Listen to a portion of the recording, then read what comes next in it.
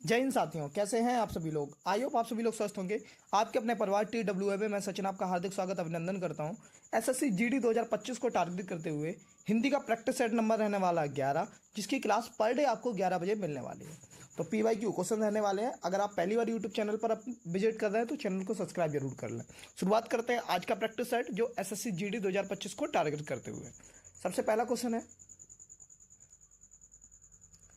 वाक्यांश के लिए एक शब्द का उचित विकल्प होगा मांस रहित भोजन। उसे हम क्या बोलते हैं? मांस रहित भोजन। निरामिष, निशाचर, मुमुक्षु, पार्थिव। जो मांस रहित भोजन होता है उसे हम बोलते हैं निरामिष। क्या बोलते हैं? निरामिष। अब निशाचर क्या होता है? तो निशाचर होता है जो रात्रि में विचरण करता हो, उसे हम क्या बोलते हैं? निशाचर। निशाचर क्या होता है? रात्रि में विचरण करने वाला। मुमुक्षु क्या होता है? मोक्ष की कामना करने वाला मुमुक्षु होता है। पार्थिव क्या होता है? पृथ्वी से संबंध रखने वाला पार्थिव कहलाता है। तो मांस रहित भोजन निरामिष होता है। अगला क्वेश्चन है, धाक जमाना। धाक जमाना, तो धाक जमाना क्या होगा? दिखावा करना, प्रभाव जमाना, रोकर दिखाना, निडर होना। धाक जमाना का मतलब होता है किसी पे अपनी बात का प्रभाव डालना, यानी प्रभाव जमाना। धाक जमाना का मतलब क्या होगा? प्रभाव जमाना। अगला क्वेश्चन है, किसी वाद का विरोध करना। प्रवर्तक, प्रतिवादी, परोक्ष, प्रतिपाल। किसी वाद का विरोध करना उसे हम क्या कहते हैं? उनके लिए एक शब्द बताना है वाक्यांश के लिए। तो किसी बात का विरोध करने वालों को हम बोलते हैं प्रतिवादी। क्या बोलते हैं? प्रतिवादी।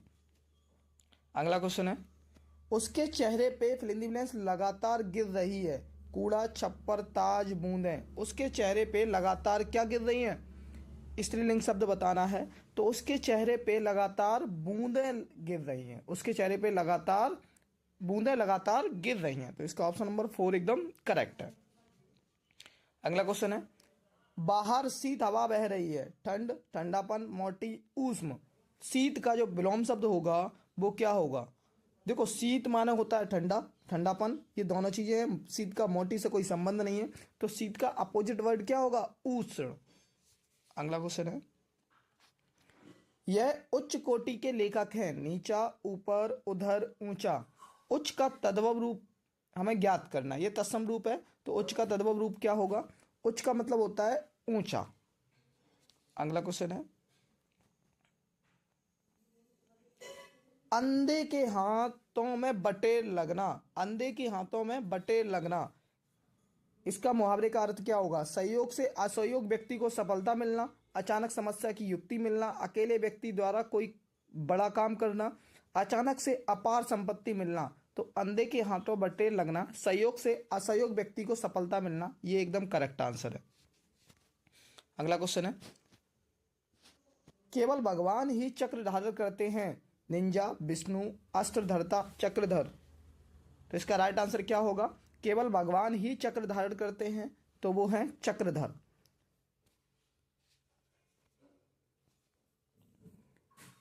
इस क्वेश्चन में हमें बताना है कि कौन सी बर्तनी शुद्ध है। कौन सी बर्तनी शुद्ध है?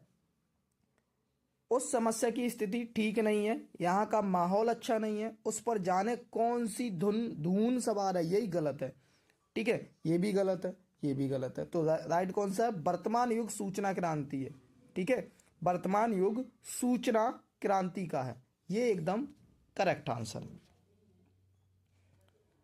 विकल्पों में से शुद्ध बर्तनी वाले विकल्प का चयन करें। उस समय की स्थिति ठीक नहीं थी, यहाँ का माहौल अच्छा नहीं है,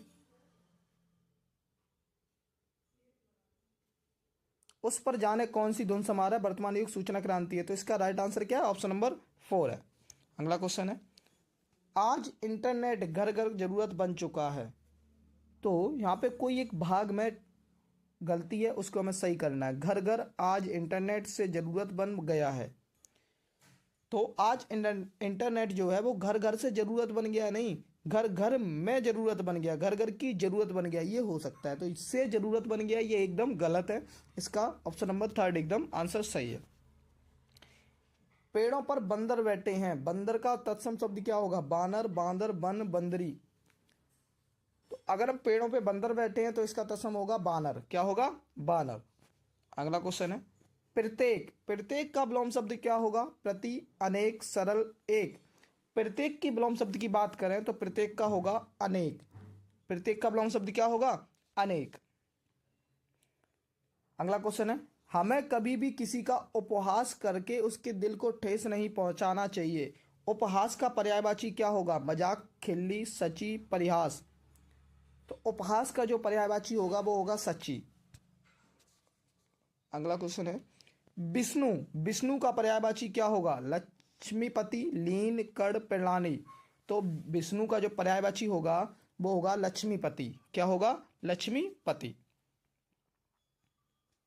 अगला क्वेश्चन है, शिक्षित व्यक्ति सही और गलत में फर्क को पहचान कर समाज की बेहतरी को लिया भी कर सकता है।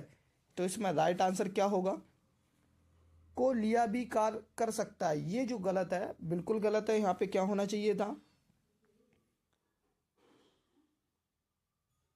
यहाँ पे होना चाहिए था को लिया नहीं, मतलब क्या होना चाहिए था? के लिए भी कार्य कर सकता है। अगला क्वेश्चन है, यहाँ से हमारा क्वेश्चन कॉम्प्रिहेंशन बेस्ड है। कॉम्प्रिहेंशन पढ़ना है, उसके बाद इसका आंसर देना है। तो सबसे पहले क्वेश्चन है, राजा राम मोहन राय एक ऐसे भारतीय समाज क्या देख रहे हैं? समाज का स्वप्न देख रहे हैं, क्योंकि उत्तर नहीं हो सकता, देश नहीं, द्वेष नहीं, स्वप्न देख रहे हैं जिसमें प्रगतिशील और क्या हो? आधुनिकता हो, जिसमें प्रगतिशील और आधुनिकता हो। अगला बोल रहा है यहाँ पे थर्ड वाले में, उनके उदारवादी समाज को बुनियाद, उदारवादी विचार आधुनिक समाज को बुनने के लिए धागे का काम कर रहे हैं। उन्हें इस बात का भी भान था कि मनुष्य जीवन में सबसे क्या होना चाहिए? महत्वपूर्ण उनकी सजगता है, जिसके कारण वो अपने मूलभूत के बाद क्या होना चाहिए? अधिकारों का। तो ये था आज का top 20 question practice set. Session कैसा लगा कमेंट सेक्शन में जरूर बताएं। मिलते हैं नेक्स्ट सेशन में, तब तक के लिए जय हिंद, जय भारत, और कंटिन्यू बने रहें TWA पर।